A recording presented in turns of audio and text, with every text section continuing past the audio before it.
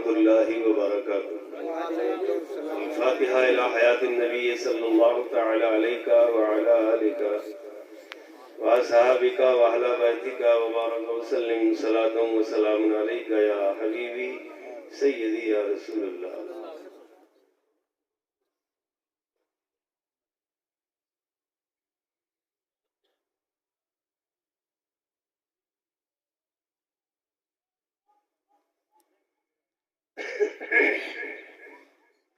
ان اللہ وملائکتہ یصلون علی النبی یا ایھا الذین آمنوا صلوا علیہ وسلموا تسلیما اللہم صل علی سیدنا وعلی آل سیدنا مولانا محمد منبع العلم والحلم والحکم معدن الجود والکرم وآلہ واصحابہ وبارک وسلم لا الہ الا اللہ محمد رسول اللہ۔ اعوذ باللہ من الشیطان الرجیم، بسم اللہ الرحمن الرحیم۔ الحمد للہ الذی کشف لأولیائہ بواطن ملکوتہ وقشع لأصفیائہ سرائر جبروتہ وأراق دم المحبین بسیف جلالہ وأذاق سر العارفین روح وصالہ۔ در اللہ المکنون سر اللہ المخزون اکرم الاولین والآخرین عالم ما کان وما یکون۔ قال اللہ تبارک و تعالی فی القرآن المجید والفرقان الحمید ان اولیاؤہ الا المتقون۔ صدق اللہ المولانا العلی العظیم وصدق وبلغ رسولہ النبی الامین المکین الکریم ونحن علی ذلک ما قال من الشاہدین والشاکرین والذاکرین والمطمئنین والحمد للہ رب العالمین۔ ظلمت سنت من احی الظلام الى ان اشتقت قدماه الذر من ورمی وشد من صغب احشاءه وطوى تحت الحجارة كشحا مترف الأدم فاق النبيين في خلق وفي خلق ولم يدانوه في علم ولا كرم دامت دعته النصارى في نبيهم واحكم بما شئت مدحا فيه واحتكم۔ ہزاروں سال نرگس اپنی بے نوری پہ روتی ہے، ہزاروں سال نرگس اپنی بے نوری پہ روتی ہے، بڑی مشکل سے ہوتا ہے چمن میں دیدور پیدا۔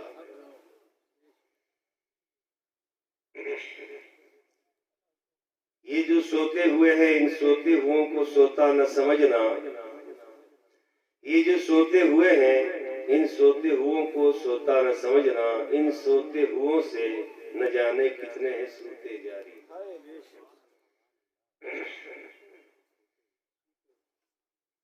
اولیاء را ہست قدرت از الہ، اولیاء را ہست قدرت از الہ، تیر جستا باز می آئند ذرا، نگاہ ولی میں وہ تاثیر دیکھی، بدلتے ہزاروں کی تقدیر دیکھی۔ سبحان اللہ سبحان اللہ۔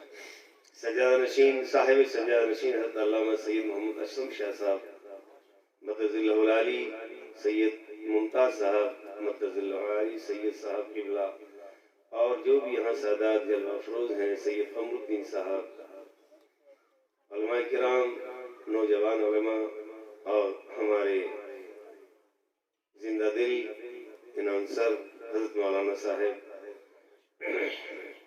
رات کے 1 بج رہے ہیں، آپ حضرات سردی سے خوف کھا گئے ہیں، ورنہ ہر سال میں کئی سالوں سے حاضر ہو رہا ہوں، یہاں بڑا خوب مجمع دیکھتا ہوں، اور یہی امتحان کی گھڑیاں ہوا کرتی ہیں۔ ایسے عالم میں تو اور بھی زیادہ وقت اور موسم کے تند و تیز تھپڑوں سے ٹکرانے کے لیے اپنے پیر کی بارگاہ میں ضرور حاضر ہونا چاہیے۔ بار بار آپ کو ناظم اسٹیج جگا رہے ہیں، آپ کو بیدار کر رہے ہیں، اس کا وجود بھی جس طرح اوس اپنی شدت کے ساتھ گرنے جا رہی ہے، اسی طرح ہماری سستی اور کاہلی ہمارے سامنے موجود ہے۔ میں بندہ اس معزز اور مقدس خانقاہ کا ایک ادنا غلام ہوں، جو کئی سالوں پہلے حضرت قبلہ پیر جمال شاہ صاحب رحمۃ اللہ تعالی علیہ کے صاحبزادے جناب سید محمد رفیق شاہ سے ضلع راجکوٹ دھورا جی کی زمین پر جب ہم لوگ سرکار کا منہ مبارک لینے کے لیے بیکانیر اور شہر جودھ پور سے گجرات گئے تھے تو سید صاحب ہی کے خادم غالب ابھی یہاں نہیں ہے، وہ بیکانیر ہی کے رہنے والے، انہوں نے نور الدین قریشی ماشاءاللہ، انہوں نے سرکار کے منہ مبارک کو اپنے سر پر رکھا اور دھورا جی سے جو تقریباً راجکوٹ سے 80 کلومیٹر دور اور راجکوٹ احمد آباد سے دور اور احمد آباد بیکانیر اور جودھ پور سے دور، لیکن منہ مبارک نے سب کو قریب کر دیا۔ اس وقت میں نے ایک جملہ اپنی زبان سے اس وقت جو ہمارے ساتھ سفر میں تھے ان سے کہا کہ انشاءاللہ میں جب تک زندہ ہوں حتی المقدور یہ کوشش کروں گا کہ حضرت جمال الاولیاء کی بارگاہ میں عرس کے موقع پر میں ضرور حاضر ہوں گا۔ اس وقت قریشی صاحب نے کہا تھا اس کی وجہ کیا ہے، آپ اتنی سخت پابندی کے ساتھ بات کیوں کہہ رہے ہیں؟ تو میں نے ایک ہی بات کہی تھی، سادات بھی سن لیں، میں نے کہا کہ احادیث میں بھی آیا ہے اور ہمارے مفسرین محدثین نے بھی فرمایا ہے کہ اس کے ایام میں اللہ تعالیٰ صاحب مزار کو خصوصی پاور عطا فرماتا ہے، سبحان اللہ، خصوصی اختیارات عطا فرماتا ہے۔ بے شک اس کا مطلب یہ ہوا کہ اللہ رب العزت انہیں پاور یوں دیتا ہے کہ اے میرے بندوں، اب تم میری منشا کے مطابق جو چاہو جس کو چاہو دو، تم دو گے میں دوں گا، اور یہ بخاری شریف حدیث کا مفہوم بھی ہے۔ تو اسی وعدے کو نبھانے کے لیے بندہ حاضر ہوا۔ میں کچھ نہیں جانتا، لیکن یہ ان کے آستانوں کی دھول کی برکت ہے جو کبھی نگاہوں پر پڑ جاتی ہے تو بیڑا پار ہو جاتا ہے۔ بے شک سبحان اللہ۔ آپ حضرات بہت خوش قسمت ہیں کہ ایک شہزادے جو سرکار امام حسین کے خاندان نایاب سے ہے، خاندان مبارکہ سے ہے، ان کے آستانے پر آپ کی حاضری ہوتی ہے۔ عرض کروں میں اس سے پہلے ہم اہل سنت کے طریقہ و دستور کے مطابق اپنے جلسوں کی جو شان ہوا کرتی ہے وہ ہے مصطفیٰ جان عالم کا درود پاک۔ ہم سب مل کر بلند آواز سے اتھا دل کی گہرائیوں سے بارگاہ سرور کونین افضل صلوات اکمل تحیات نثار حضرت سید کائنات خلاصہ موجودات اشرف المخلوقات سرور آدم و بنی آدم روح روان عالم حضور احمد مجتبیٰ محمد مصطفیٰ صلی اللہ علیہ وسلم کی مقدس بارگاہ میں درود پاک کی نظریں پیش کریں۔ اللہم صلی علی سیدنا وعلی آل سیدنا مولانا محمد منبع العلم والحلم والحکم مادر الجود والکرم والہ واصحابہ مبارک وسلم۔ حضرات، میں نے ابھی ایک بہت مختصر مگر بڑی جامع قرآن مقدس کی آیت پاک آپ کے سامنے پیش کی ہے۔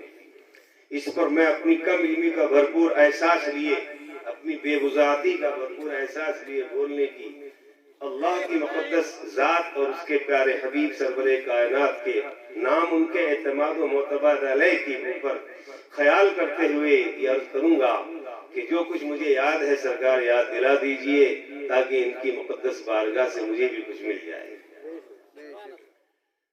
اولیاء کرام انسانوں میں وہ مقدس نورانی جماعت ہے کہ انبیاء کرام کا جب سلسلہ ختم ہو گیا اور ہمارے آقا سرور کائنات قصر نبوت کی آخری اینٹ بن کر دنیا میں تشریف لائے، بلکہ اینٹ نہ کہنا اچھا رہے گا، قصر نبوت کا مکمل مجسمہ بن کر دنیا میں تشریف لائے۔ تو آپ کے تشریف لانے کے بعد آپ نے جتنے کام ہونے تھے رب تبارک و تعالیٰ کی قدرت کاملہ کے تحت وہ سارے کام آپ نے انجام دے دیے، اور اس کا زندہ ثبوت قرآن کی آیت ہے جو عرفات کے میدان میں نازل ہو رہی تھی، الیوم اکملت لکم دینکم واتممت علیکم نعمتی ورضیت لکم الاسلام دینا۔ سرکار نے آیت پاک کے نزول کے بعد میدان عرفات میں جبل رحمت کے قریب جو ستون ہے کھڑے ہو کر ارشاد فرمایا تھا، اے حاضرین گواہ رہنا کہ میں نے اللہ نے جو مجھے احکام سونپے وہ سب کے سب میں نے تم تک پہنچا دیے ہیں. اب تمہارا کام یہ ہے کہ تم ان احکام کو غائبین تک پہنچانا، پھر وہ غائبین تک پہنچائیں، وہ غائبین تک پہنچائیں. یہ ایک بہت بڑا آخری یہ سرکار کا اجلاس تھا جو عرفات کے میدان میں نوری آقا کی بارگاہ سے نوری الفاظ میں نور کی برکھا برس رہی تھی اور حضور سرور کائنات اپنے صحابہ کو ایک پیغام دے رہے تھے. وہ پیغام یہ بھی تھا جو اولیاء کرام کی شکل و صورت نورانی صورتوں میں آج بھی زندہ و تابندہ. نبی نہیں آ سکتے. ایک گروہ نے ٹھوکر کھائی اور زبردست ٹھوکر کھا کے منہ کے بل گر پڑے. انہوں نے عقل کا گھوڑا دوڑایا اور جو عقل کے گھوڑے دوڑاتے ہیں وہ اپنی بے عقلی کی بنیاد پر منہ کے بل بہت بری طرح کے ذلیل و خوار ہوتے ہیں. وہ نہیں سمجھ پائے کہ اللہ کے نبی کی شان اقدس کیا ہے. انہیں پتہ نہیں چل سکا، چلا بھی تو اپنی ڈٹائی، اپنا تکبر، اپنے غرور کی بنیاد پر اپنے آپ کو ترم خواہ سمجھتے رہے، جس کے نتیجے میں آج بھی ان پر لعنت پڑ رہی ہے اور صبح قیامت تک ان پر لعنت پڑتی رہی. نبی زندہ ہیں، نبی کے صحابہ زندہ ہیں، ان کی آل زندہ ہے، ان کی اولاد زندہ ہے. علی کا پورا گھرانہ زندہ ہے. سیدہ فاطمہ کی اولاد جنہوں نے میدان کربلا میں اپنے خون کا آخری قطرہ بہاتے ہوئے یہ دشمنوں کے سامنے، دشمنان اسلام کے سامنے یہ درس دیا تھا اور یہ فرمایا تھا، سر کٹے گھر لٹے کنبا کٹے، سر کٹے گھر لٹے کنبا کٹے، پر دامن احمد نے ہاتھوں سے چھوڑے. آج انہی کی اولاد دنیا بھر میں آپ جدھر جائیں گے آپ کو ملے گی. یہ صدقہ ہے میرے نبی کی اس دعا کا کہ جو آپ نے اپنے شہزادوں کے سامنے بھی فرمائی تھی. وہ دعا ہی ہے، حدیث پاک تو ہے ہی. سرکار نے اپنے نواسہ مقدس حضرت امام حسین کے تعلق سے فرمایا تھا، حسین منی وانا من حسین، حسین مجھ سے ہے، میں حسین سے. سید صاحب قبلہ جن کے نام کے ایک بزرگ 100 سال سے زیادہ پہلے اسی جام سر میں تشریف رکھتے تھے اور انہی کی دعائیں، انہی کی برکتیں اور انہی کے نام کی برکت سے دوسرے جمال پیدا ہوئے جن کا برسوں انتظار ہوتا. ابھی مفتی حسیب صاحب نے بڑے اچھوتے انداز میں ماشاءاللہ بڑا باریک اشارہ فرمایا، لیکن میں جہاں تک بیٹھا سمجھ رہا تھا کہ مجمع اس قابل نہیں کہ موتیوں کو چن لے، اور ہے بھی تو دھیان نہیں دے رہے. آپ خوش قسمت ہیں کہ آپ کی نسبت سیدہ فاطمہ الزہرا سے، آپ خوش قسمت ہیں کہ آپ کا طریقہ سلسلہ حسنین کریمین سے ملا ہے. آپ تاریخ پڑھیں تو معلوم ہوگا کہ امام حسین رضی اللہ تعالی عنہ کی اولاد سے حضرت پیر جمال شاہ رحمت اللہ تعالی علیہ ہیں، جن کا سلسلہ ایک سرا اجمیر مقدس سے ہوتا ہوا، دوسرا سرا توسا شریف، اور یہ پھر سارے کے سارے جیسا مفتی اعظم راجستھان فرمایا کرتے تھے کہ یہ اولیاء کرام دریائے محمدی کی نہریں ہیں، اور دریائے محمدی میں ساری نہریں جا کر گرتی ہیں. مجھے یاد ہے 2012 میں جب میں راجستھان مسلم وقف بورڈ کا ممبر تھا کانگریس کے پچھلے دور میں، حالانکہ اندر جا کر دیکھا کچھ نہیں، اندر کھوکھلے ہیں. جو لوگ اپنے آپ کو مسلمان ہونے کا دعویٰ کر کے اور مسلم قوم کے نمائندے اور رہنما بنتے ہیں، انہوں نے بھی دیکھ لیا، جھانک کر بہت گہرائی کے ساتھ دیکھا. میرے چیئرمین لیاقت علی جو نواں، یہ نواں آپ کا ہنومان گڑھ والا نہیں، جنوبی ضلع میں ایک گاؤں ہے نواں، وہاں کے تھے. وہ بد عقیدہ تھے، کہنا تو اب وہ جلا گیا دنیا سے آدمی، لیکن ہماری 5 سال سے برابر بھڑت ہوتی رہی، کرسیاں پھینکی جاتی رہی، ہاہو ہوتی رہی. لیکن چونکہ ہم 2-2.5 تھے، پوری ٹیم میں 2.5 سنی تھے، آدھے میں نسیم اختر پشکر MLA اور 2 میں ہم تھے، ایک ذاکر مکران اور ایک میں، ہمیں 2. اس پہ لڑائیاں برابر ہوتی رہی. میں نے کہا کہ اب ہمارا ٹائم پورا ہے، لیاقت صاحب کچھ کر جاؤ. کہا کیا کرے؟ میں نے کہا کہ ایک نمبر میں نکالنا چاہتا ہوں اولیاء راجستھان کے اوپر. حالانکہ میں بالکل کم علم آدمی ہوں، لیکن آپ ایک اجازت دیں کہ میں جس ضلع کے سرکٹ ہاؤس میں جاؤں وہاں مجھے کہا کہ آپ تو ممبر ہیں، آپ کو فری رہنا مل جائے. آپ کسی بھی ضلع کے سرکٹ ہاؤس میں جائیں، چاہے بیکانر ہو، چاہے گنگا نگر ہو، چاہے بانسواڑہ ہو، چاہے کوشش کی. اور اسی درمیان میں اور میرا بیٹا معین الدین جو غریب نواز کے صدقے ہی میں پیدا ہوا، اسی لیے ان کی نسبت سے نام اصل میں غلام معین الدین، لیکن معین الدین کہنے لگے۔ اللہ کرم سے 9 مہینے تک ہم نے راجستھان کے شہروں میں گھوم گھوم کر جہاں جہاں اولیاء کرام کے مزارات تھے اور جہاں جہاں ان کی تاریخیں مولانا صاحب ملی، ان کو ایک حد تک کوشش کر کے اکٹھا کیا۔ کہیں تاریخیں نایاب رہی، کہیں ملی نہیں، کہیں پوری نہیں ملی، اور کہیں جو ہے غیر معتبر تواریخ ملی، ان کو چھوڑنے کی بھی کوشش کی۔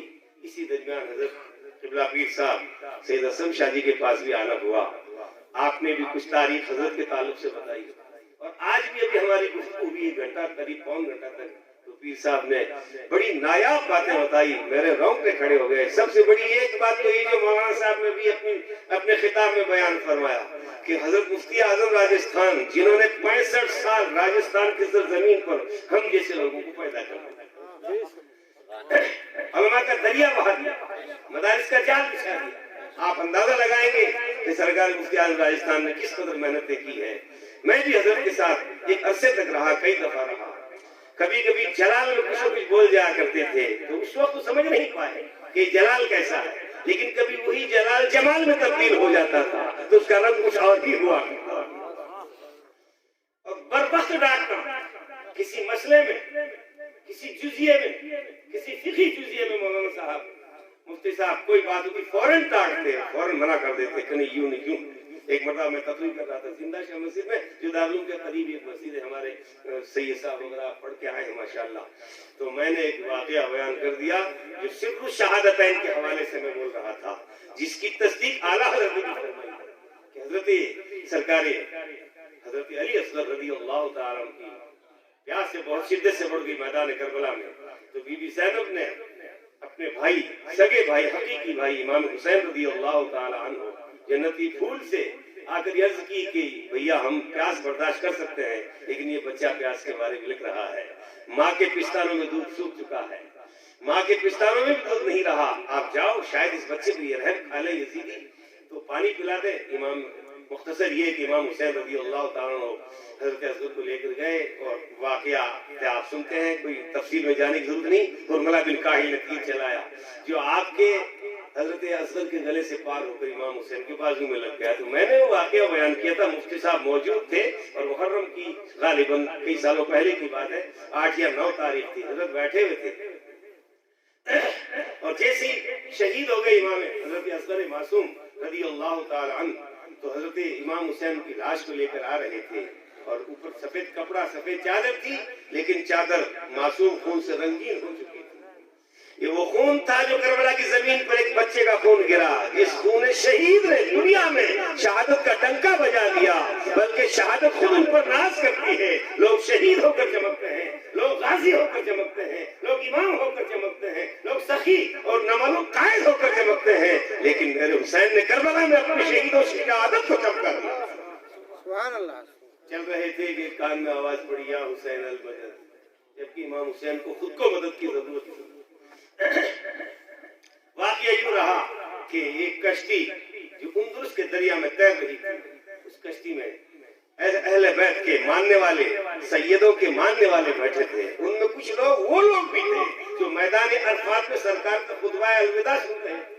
ان میں ایک صحابی تھے، انہوں نے دیکھا کہ اب ہماری کشتی ڈوب رہی ہے، تو ان کے سامنے ایک حدیث پاک آئی۔ وہ تو صحابی تھے، وہ تو پڑھے لکھے تھے یا نہیں تھے، لیکن ان کی دل سے رسول اللہ سے، ان کی آل سے اتنی محبت تھی، اتنی محبت تھی کہ جان چلی جاتی لیکن وہ کبھی توانہ نہیں کرتے کہ آل رسول کے قدم پہ کانٹا بھی چل جائے۔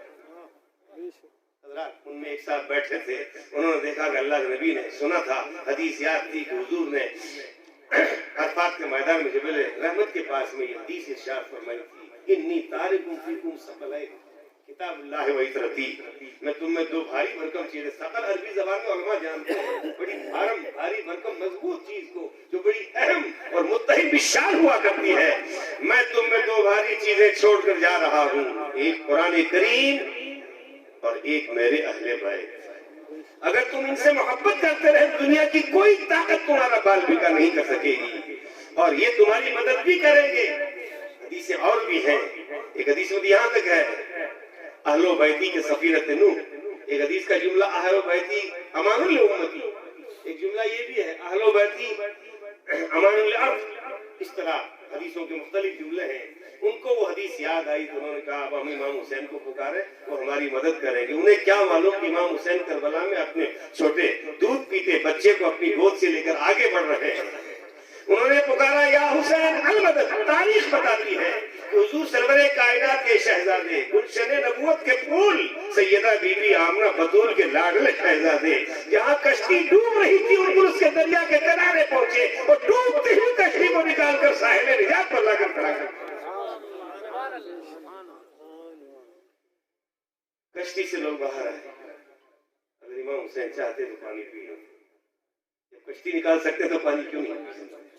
یہ تو امتحان کی منزلیں تھی، ورنہ میدان کربلا میں اگر آسمان کو اشارہ کر دیتے بھی جنگ بدر میں جب چوتھے آسمان سے فرشتوں کی تعداد آئی اتر آئی مدد کے لیے، تو کیا میدان کربلا میں پانی کا بادل نہیں بن سکتا تھا؟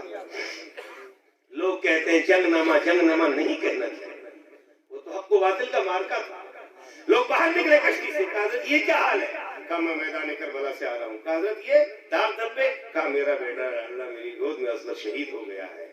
اب آپ اندازہ لگائیں اس بات کے اوپر، جب میں نے یہ جملہ کہا تو مجھے مفسر بروقت ہوگا اور یہ کہا کہ مولانا ساتھ میں یہ بھی کہیے کہ ان کو اتنا پاور تھا کہ اگر اسی دریا کو حکم دے دیتے تو دریا کربلا کی طرف چلا آتا۔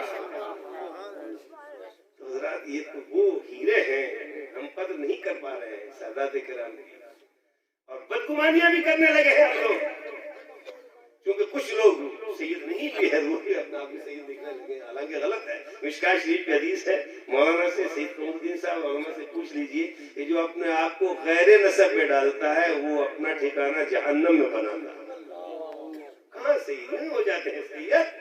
پوچھئے سید صاحب سے کتنے سال تک اپنے استاد محترم جناب غلام حیدر صاحب کی بارگاہ عالیہ میں رہے اور تپتے رہے۔ یہ تپتے ہیں نا سب کندن بن کر باہر نکلتے ہیں، یہ نہیں بنتے ہیں ولی خالی لال پیلے کپڑے پہننے سے یا گلے میں کنٹھے ڈالنے سے یا ہاتھوں میں چمٹا رکھنے سے یا لمبا کرتا پہننے سے، جیسا گجرات میں اکثر دیکھا جاتا ہے۔ ان کو کچھ نہیں آتا ہے۔ اگر سادات کرام کے قدموں کی دھول بھی بن جاؤ گے تو قیامت کے دن آپ کا چہرہ، آپ کا نصیبہ آفتاب کی طرح چمکنے لگ جائے گا۔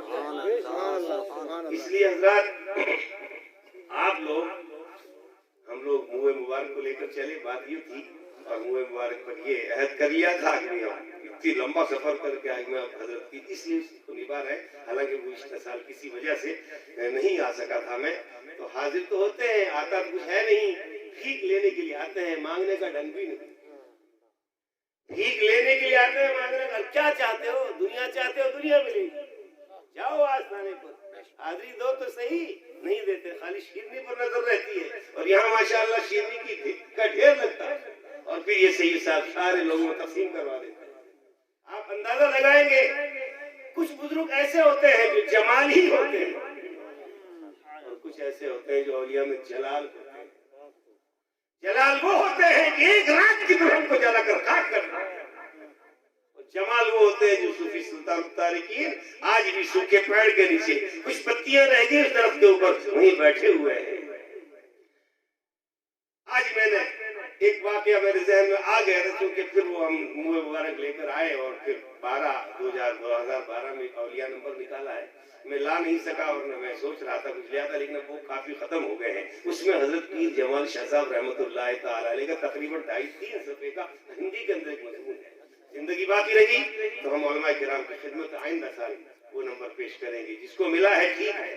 اور پھر حضرت ہی نے سید اسلم شاہ جی نے وہ مضمون حضرت کے تعلق سے لکھوایا، اس میں کئی آپ کی کرامت ہے، بے شمار کرامت ہے۔ اب یہ سلسلہ دیکھنا جا کے ملتا کہاں، تو جلال بھی ہوتا ہے، جمال بھی ہوتا ہے۔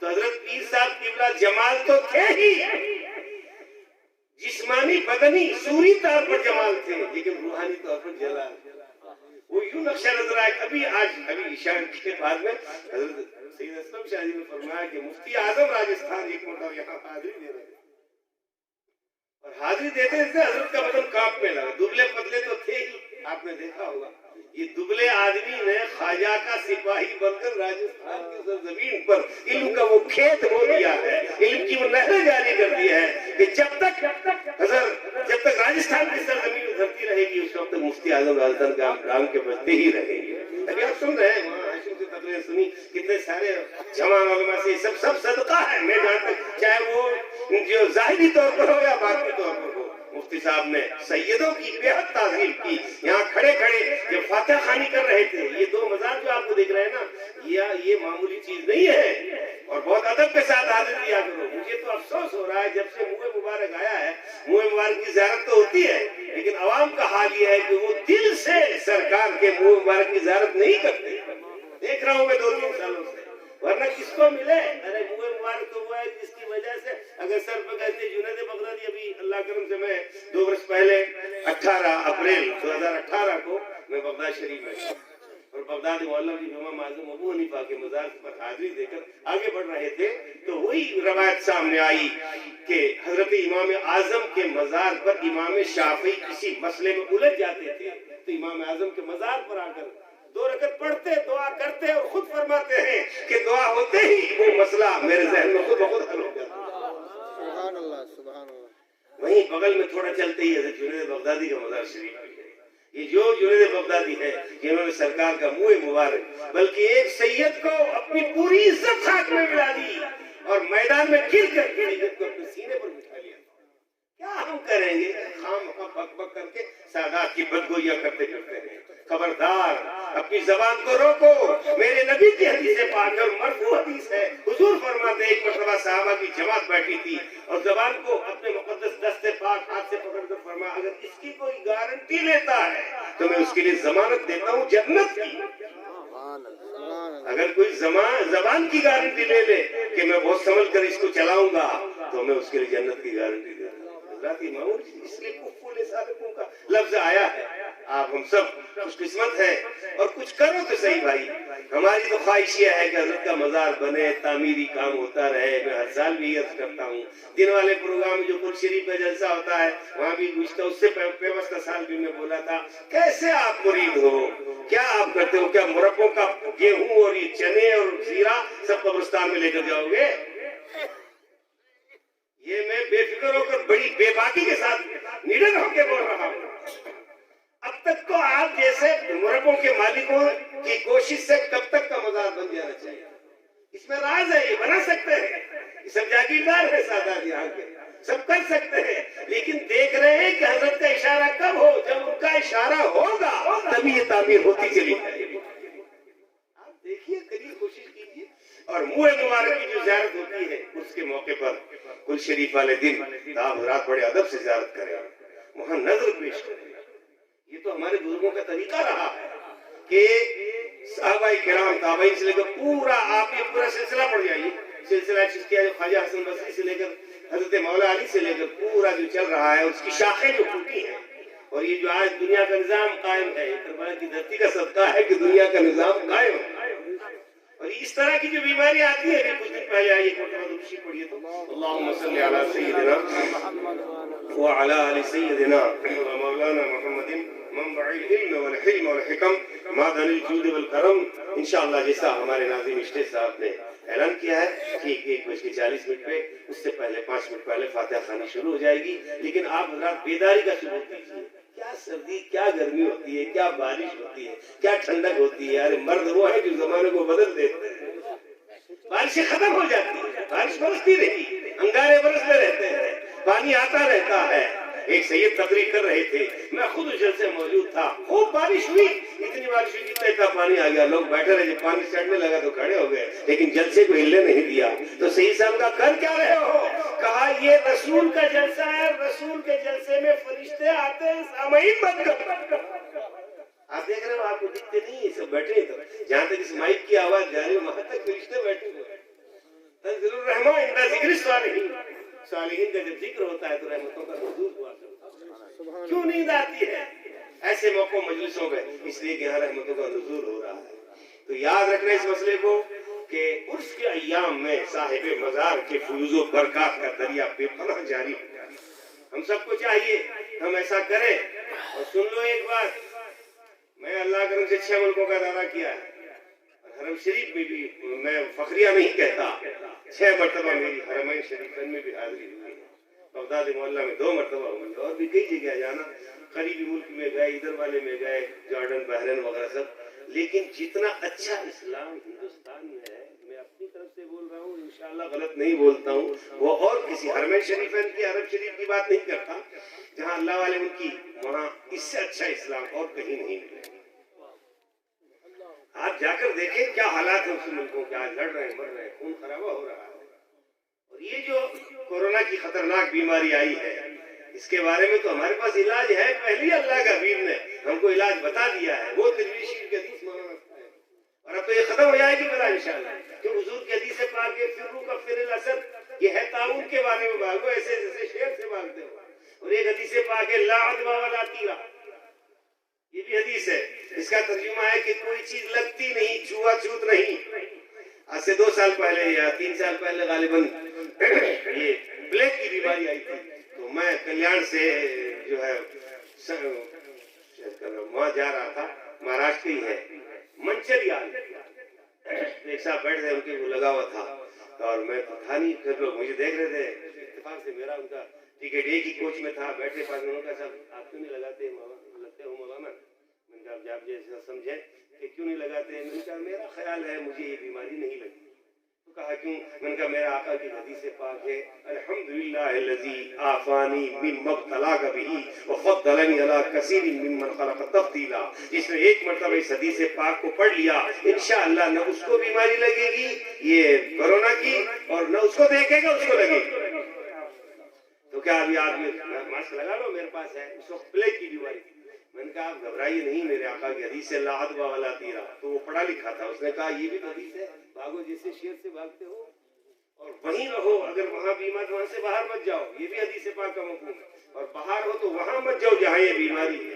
میں نے کہا یہ بھی حدیث پاک ہے کہ عدوى ولا تیرا، تو کہا اس کا تجزیہ کر کے بتائیے، تطبیق علماء سے پوچھ لیجئے، 2 حدیثوں میں جب ٹکراؤ ہوتا ہے تو تطبیق کیسے ہوتی ہے؟ میں بتاؤں آپ کو، تطبیق اس وقت ہوتی ہے کہ دونوں پر عمل ہو جائے اور دونوں حدیثوں پر ہمارا عمل ہونے کے ساتھ بات بگڑی بھی نہیں۔ تو کہا صاحب تطبیق کر کے بتائیے، میں نے کہا میرے علم میں جو تطبیق ہے وہ یہ ہے کہ وہ حدیث پاک ہے بھاگو جیسے شیر سے بھاگتے ہو، وہ ہے کمزور ایمان والوں کی، اور یہ حدیث پاک جو ہے لگتی نہیں بیماری، چھوا چھوت نہیں ہے، مضبوط ایمان والوں کی۔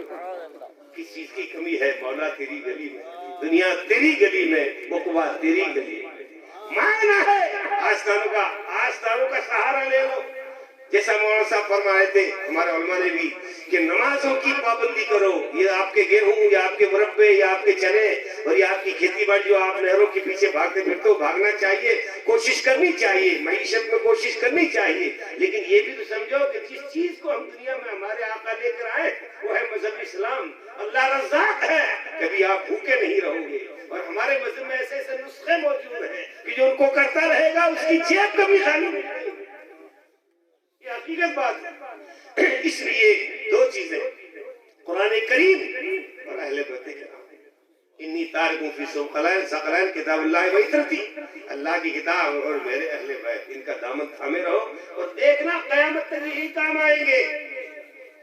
اگر کوئی پریشانی میں مبتلا ہو جائے، پریشان ہو، مصیبت میں پھنس جائے تو سیدوں کے آستانے، اولیاء کرام کے آستانوں پر جائیے اور دل کھول کر دعا کیجئے، انشاءاللہ اپنے آج اگر آپ نے گڑ گڑا کر دعا کی تو انشاءاللہ آپ کی دعائیں دعا کیوں نہیں قبول ہوتی؟ مومن کی دعا تو رد ہوتی ہی نہیں، لیکن یہ مومن دعا کرتا ہی نہیں، کرواتا ہے علماء سے، اے مولانا ہاشم دعا کر دو یار ہمارے لیے، جاتے جاتے ان کو دعا تو اتنی سستی کر دی ہے انہوں نے، معمولی دعا ہے، 20 سال تک سر کے اوپر پورا کا پورا کشف اور رکھ کر چلنا پڑتا ہے جب خواجہ اعظم بنتے ہیں، یہ خواجہ صاحب نہیں بنتے، بہت مشقت سرکاری جمال شاہ صاحب قبلہ رحمت اللہ تعالیٰ نے کس قدر محنتیں کی، کس قدر اپنے استاد کی خدمت کی، کہاں کہاں رہے، کتنے بھوکے رہے، کتنے پیاسے رہے، فاقے پر فاقے کرتے رہے، حتیٰ کہ ایک وقت ایسا بھی آیا کہ جب حضرت حیدر علی صاحب قبلہ علیہ رحمہ رضوان کا جنازہ پڑھانے کی بات آئی تو غش کھا کر گر پڑے،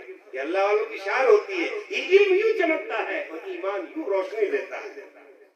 اس لیے حضرات کوئی تقریر تو نہیں کرنی ہے، تو ہم تو ویسے ہی تقریر تو ہمارے علماء نوجوان ساتھی کرتے ہیں، اللہ ان کی عمروں میں علموں میں برکت عطا فرمائے، ہمیں سادات کا سچا خادم بنائے۔ سچی بات تو یہ ہے، اب خالی آمین آمین مت کہنا، اس کو عمل بھی کر کے بتا دیں، یہ آمین زور سے وہ بولتے ہیں جن کو ہم بھگا دیتے ہیں مسجد سے، آپ کو دل ہی میں بولیے، اس لیے آمین کا ترجمہ یا اللہ سن لے، یہ ورنہ یہ زور سے آمین بولنا تو اللہ معاذ اللہ ستبار معاذ اللہ کہ اللہ بہرا نہیں ہے. اسی لیے حضور نے فرمایا اذا امن الامام آمین فامنوا فان التامین الملائکۃ غفر لهم ما تقدم من ذنبه. اگر تم نے آمین کہی جیسا امام آمین کہتا ہے تو اللہ تعالیٰ آمین کہنے والے کے پچھلے گناہوں کو معاف کر دیتا ہے. میں مولانا مفتی حسیب صاحب سے پوچھوں کہ وہ چھوٹے معاف ہوتے ہیں بڑے معاف ہوتے ہیں, رات والے ہوتے ہیں مولانا یا دن والے؟